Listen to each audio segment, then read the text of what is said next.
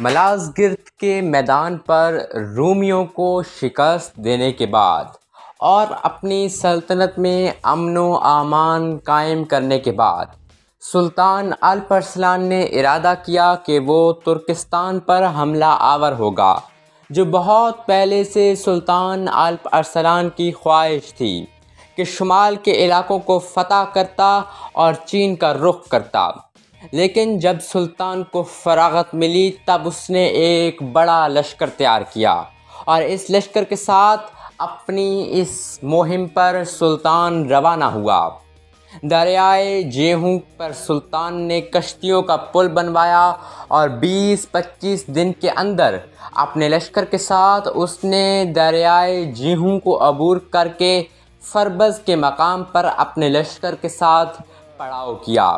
یہاں ایک ایسا ہولناک واقعہ پیش آیا جس نے نہ صرف یہ کہ سلطان الپ ارسلان کی اس زبردست مہم کو ادھورا کر دیا، بلکہ وہ اس عالم فانی سے بھی کوچ کر گیا۔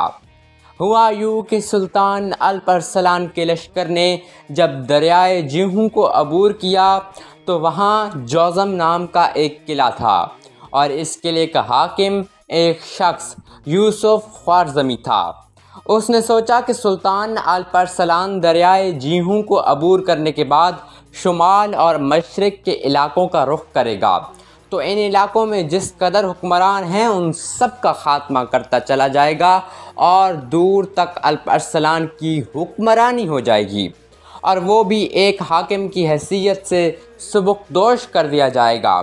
لہٰذا اس نے سلطان الپ ارسلان کی اس مہم کو نقصان پہنچانے کے لیے الپ ارسلان کے لشکر کے خلاف ایک طرح کی چھاپہ مار جنگ شروع کر دی اور لشکر کو کچھ نقصان بھی پہنچایا، جس پر یوسف خوارزمی کے خلاف سلطان بڑا برہم ہوا۔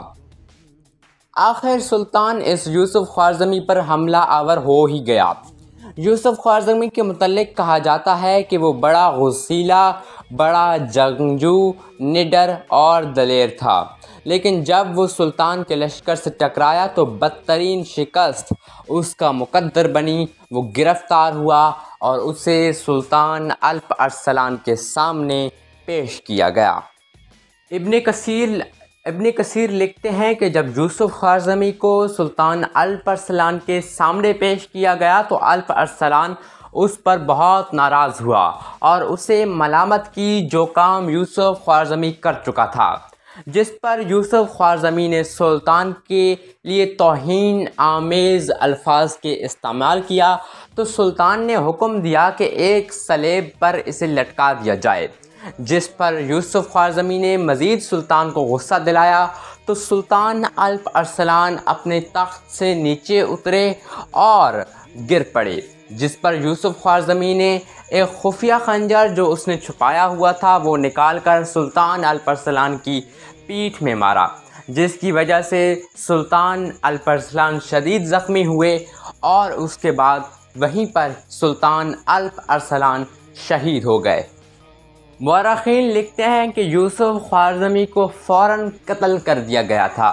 سلطان الپ ارسلان کی وفات کے بعد اس کا بیٹا ملک شاہ سلجوقی تخت نشین ہوا۔